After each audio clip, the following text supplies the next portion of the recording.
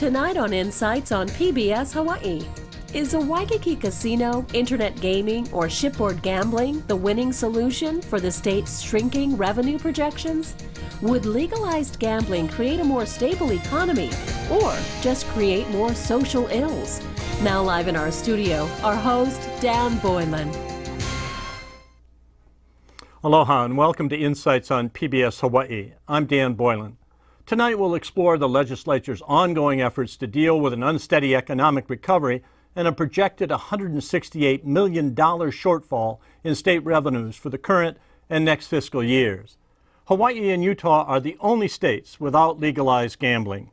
But our cash-strapped economy forced us to place our bets on it now.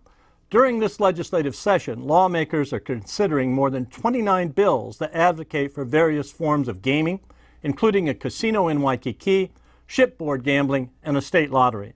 On tonight's Insights, we have with us panelists who view legalized gambling as the answer to Hawaii's revenue woes, and others who think gambling will bring with it increased crime, corruption, and addiction. Please join our conversation by calling, emailing, or tweeting your questions and comments for our guests. The contact information you now see on your screen will be repeated throughout the program. Insights is also being streamed live at our website at pbshawaii.org.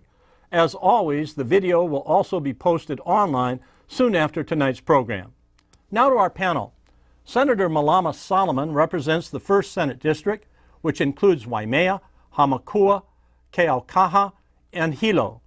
The senator currently serves as vice chair of the Senate Committee on Water, Land, and Housing. She sits as a member on the Hawaiian Affairs and Commerce and Consumer Protection Committees. She has helped introduce legislation this session on various forms of legalized gambling, including a standalone casino and an internet lottery. Is that true? That's true. That's true. Okay. Susan Durson is co-president of the Hawaii County League of Women Voters. She chaired the State League's study on legalized gambling and is a member of the state's 2012 Legislative Committee. She is also a board member of the Hawaii Coalition Against Legalized Gambling. In favor of legalized gambling is John Radcliffe, with Radcliffe and Associates, one of Hawaii's leading governmental and legislative consulting firms. John has represented some of the nation's largest corporations, trade associations, unions, and governmental officials before the state legislature and the executive branch. Testifying recently in opposition to legalized gambling at the state legislature is John Kindt. He joins us tonight from the University of Illinois. He was with us in 2009 as well. He is a professor of business and legal policy in the Department of Business Administration. Dr. Kindt has served as a senior editor and contributing author of the United States International Gambling Report series. Professor Kindt's academic research and publications contributed to the enactment of the 1996 U.S. National Gambling Impact Study Commission and the U.S. Unlawful Internet Gambling Enforcement Act of 2006. John Radcliffe, why, and you've been introducing bills for gambling since 2000, I believe, That's at right, the legislature. 2000. Why do we need it? Make your case in 20 and 12 right here. How many seconds do I have? You've got whatever, it seems to me. Yes, I've been in favor of legalizing gambling in Hawaii since 2000. I think this is an ideal environment for it. We are a tourist destination, one of the few tourist destinations in the United States that doesn't have gambling. We are prohibited from having gambling in our state. We're one of 2 states in the union that do prohibit it. The other is a basic theocracy in Utah. Ours is not, and we really need it. You know as well as I do, Dan, that we face enormous fiscal problems in this state. And now we have an industry that wants to come here, that would like to come here. In our nation, they have over 1 million people who are employed by the gaming industry, almost $200 billion industry across this country, from direct and indirect forms of gaming. We don't allow it, we don't have it, and we need to have new sources of income. I think any new source of income that we might have would be good, that would be legal, and this is one. I point to Singapore, for example, which recently just enacted 2 casinos. Their gross domestic product went up by 18% as a result of that. There isn't any doubt in my mind that if we were to enact gambling in the state of Hawaii, that would improve our economy and it would help our people immeasurably. John, what form or forms do you think would be most applicable to Well, Hawaii? I think that the one that would raise the most money is a casino, because a casino is very labor intensive, and thousands of people would be employed by it and would stay employed by it, and so forth. That's an important factor. What does a casino worker get paid? Anywhere $48,000, $50,000, $60,000 a year, in that range. For practically anything that they're doing in the casino. Right. Yeah, it's a good paying job. It's a union jobs, by the way. So that this is a kind of enterprise that would be great for our economy, because it would also spin off taxes and employment taxes and so on. So it's got a lot going for it. As I say, with 820,000 or 900,000 people already employed in this industry, we would employ a lot of people in Hawaii.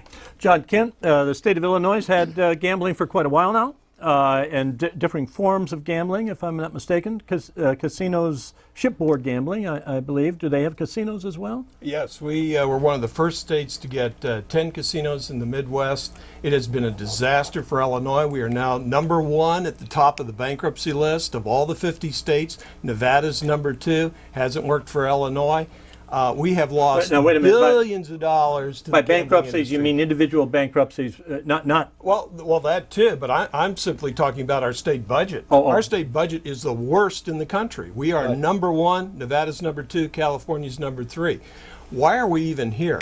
We had a National Gambling Impact Study Commission, which you mentioned early on. A bipartisan commission, had gambling representatives on it from the gambling industry, and it came back in 1999 with a definitive recommendation that said there should be a moratorium on the expansion of any type of gambling anywhere in the United States. There should be a total criminalization of internet gambling, and slot machines, which is 90% of the money going into casinos today. Slot machines, electronic gambling devices convenient to the public, should be recriminalized. So we shouldn't even be here discussing this. The National Commission has indicated this, and 2009, 2010, 2011, we have the United States International Gambling Report. We call it the Red Flag Report on Gambling. I wear a little red tie to remind people, the Red Flag Report on Gambling. This is just one of several volumes. Thousands of pages, original documents, Harvard, MIT studies, all kinds of studies from around the world that indicate this doesn't work. And let me give you one good statistic here. Every slot machine takes $300,000 per year out of the consumer economy when people aren't spending it on tourism, they're not buying cars, refrigerators, computers, they're dumping money into these slot machines. They don't create jobs, you just dust them off and collect the money. Each one of those slot machines translates into lost consumer spending, or one lost consumer tourism job per slot machine per year. So if you have 10,000 slot machines, you're losing 10,000 jobs per year. And in Australia, in 2010, the Australian Retailers Association issued this press release right here that said if they would just get rid of the slot machines in Australia, they would have an additional 303,000 jobs. Malama, as a Hawaiian, you're interested in some of these bills. You support many of them. Yes, I do, and I've introduced gambling bills way back in the 90s, during the time when President Richard Wong, when he was head of the Senate, and shipboard gaming was really, at that time, was really the thing. And so this year, yes, I've introduced the freestanding casino, the bill for the freestanding casino to be located in Waikiki. I agree with John. I think this is something that the state should look at. We're facing... But why, as a Hawaiian, are you particularly interested in this? Well, you know, gambling has been part of our Hawaiian culture before the missionaries came to Hawaii. And I came with a quote. We have our own word for gambling. We call it pilivaivai. And this comes from Reverend Sheldon Dibble's book in the Ka Mo'olelo, Hawaii, from 1839. May I read this in Hawaiian? Okay, it says here, Ea ke kahi mau le'alea, o ka he'e holua, o ka he'e nalu, o ka lele ka wā, o ka hula, o ka pili vai vai, o ka maika, o ka lele ko ali, o ka lele pinau, o ke kula kulai, ma ke kai. And all this is saying is that these are all the forms of gaming that the Hawaiian people had enjoyed and engaged in. And this was something that was very much part of the culture and part of the indigenous culture in Hawaii. Now, it's when the missionaries came that the missionaries felt that they were very critical of the Hawaiians' fondness for gambling. And of course, and the problem is that the Hawaiians, when they had their makahiki and festivals, this is when they would engage in these kinds of events. And, you know, it would disturb the missionaries because the Hawaiians would go and engage in their own cultural activities, and the missionaries were quite critical of that. They felt... But I want to ask this question. Are either of you, as opponents, are you opposed to gaming on moral grounds? That it is Certainly moral? not. No. And the charge has been levied from time to time that our coalition is, you know, a religious organization that has moral opposition to gambling. Certainly not true. We do have a number of religious organizations. Buddhists and Muslims are part of it, as are a number of other denominations. But the thing is, we're not opposed to the gambling. Social gambling in this state is legal as long as the House doesn't take a cut. But when we get down to talking about dollars and revenue, that's where it's coming. The evidence shows that it's very questionable how much that positive revenue is. And then we have the social problems connected with it, and people dismiss that, but they exist. So could I ask you, what was the nature of the study that the League did a couple of years ago? It was, we tried to look at various sides of the question. There are many sides to the question. When we did present evidence on a number of sides, and then as League works, looking at the study, evaluating it through discussion and bringing everything to bear, and then answering a series of questions, and through that the position is arrived at. This one is overwhelming that League opposes any form of gambling. Could I add on to that for a minute? I mean, this was studied by the National Gambling Impact Study Commission, the bipartisan commission, both Democrats, Republicans. This is an across-the-board type of issue. We looked simply at the facts on this. I testified under oath before this commission. Earl Grinnells did, who you had here, Professor Grinnells, who you had here last year, I believe it was. Many other people. If you just look at this on the facts, what do we find? We find what we call the ABCs of social problems. The A stands for new addicted gamblers, like drug addiction, doubling once you bring in this gambling, particularly the slot machines, which are known by the National Commission as the crack cocaine of creating new addicted gamblers. The B stands for new bankruptcies. People lose their money, personal, professional, business bankruptcies, up 18 to 42%, particularly around these gambling facilities with slot machines, this so-called standalone casino proposal. And the C stands for new crime, increasing 10% per year every year once you bring in these gambling facilities. And that crime study is definitive. It was over 8 years in the making. They looked at every jurisdiction on the mainland before and after they brought in these slot machines and gambling facilities. And in fact, this was published by Harvard, MIT. This is definitive types of information. We republish original documents in the United States International Gambling Report to show these. John, no gambling. I've got the gamble. Go ahead, though. Number one, that's nuts.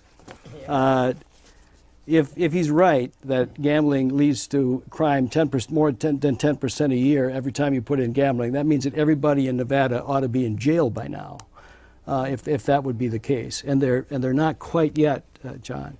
And I have the National Gambling Impact Study Committee report here with me, and I would like to read from it.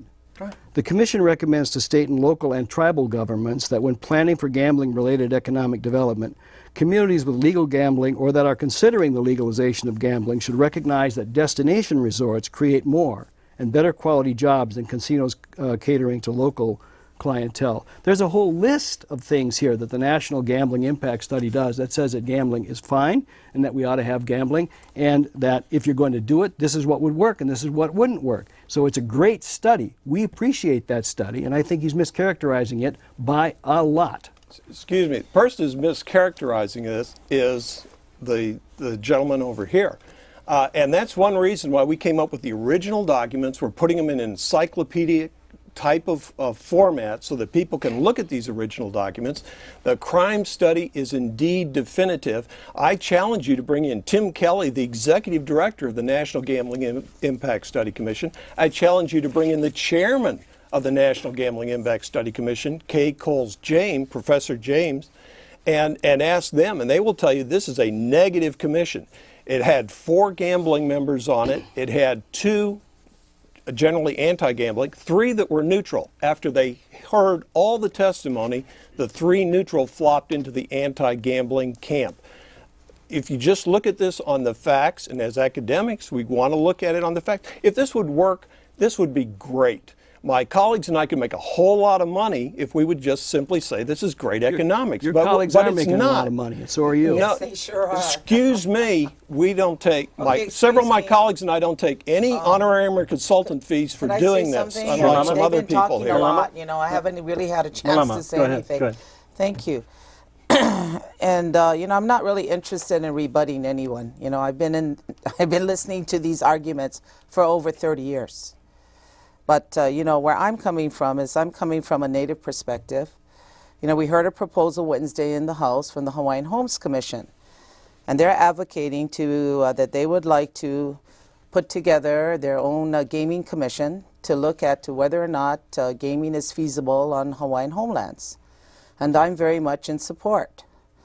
I didn't appreciate the Diana Kay of the Hawaiian Coalition Against Legalized Gambling, her remarks. I felt they were condescending. She said this action would exploit the Native Hawaiians for the benefit of mainland gambling interests, and the culture and the quality of life of Native Hawaiians would not be self-sustaining and would disintegrate.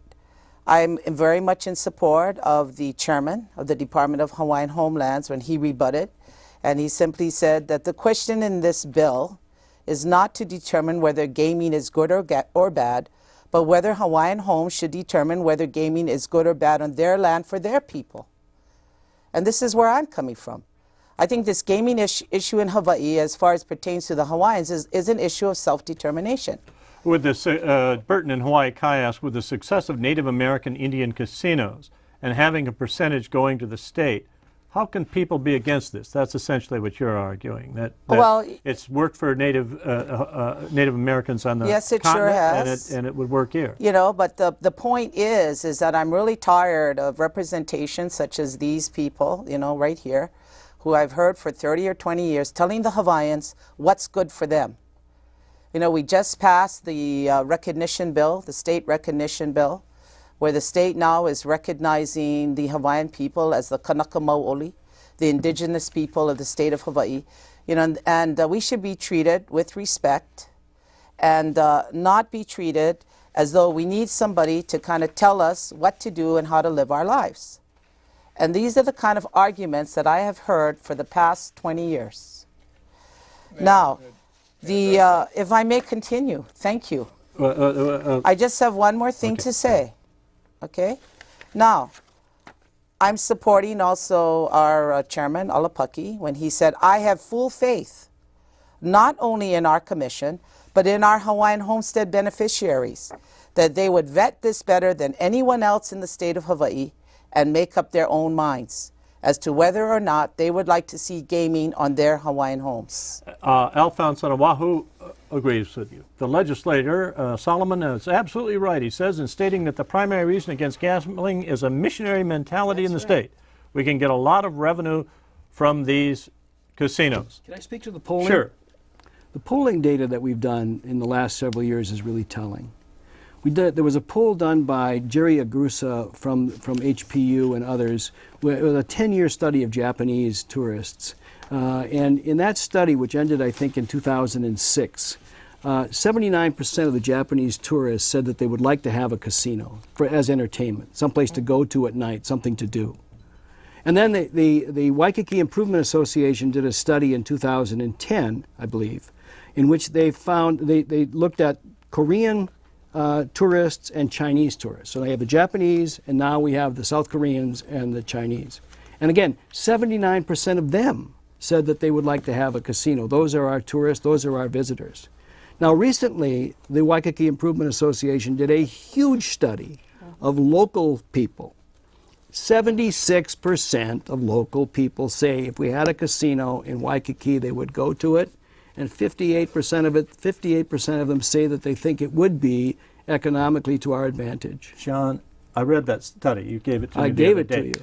But 54% also said that Social they ills. thought that there would be a negative impact They on said the state. a negative social ills. A negative Right. social They impact. thought. Right? Only And- because they've been told for years that that's true. No, wait. I mean, that was the By answer. people that, like him. That was the answer that they gave to the question. Right. I mean, that seemed to me to sort of take the edge off the 58%. On the one hand, yes, they were more likely to go into Waikiki, but they thought it would have a negative aspect. In an election, is 58% a landslide or not? Well, we'll find out when we see how former governor does in the mayoral race, won't we? Go I ahead. appreciate Malama's position, and I understand that in that testimony the other day there was some, or in the hearing, there was some question about sovereignty issues and how this comes down legally, so there are things still to be decided. But opening the state to gambling is, once again, I'm concentrating on social issues, and it seems to me that we tend to dismiss them here, or many people do. We don't, since we don't have gambling, we don't see the effects. You don't realize that your neighbor may be losing his home because he's been gambling, and you don't realize that so many young people are vulnerable.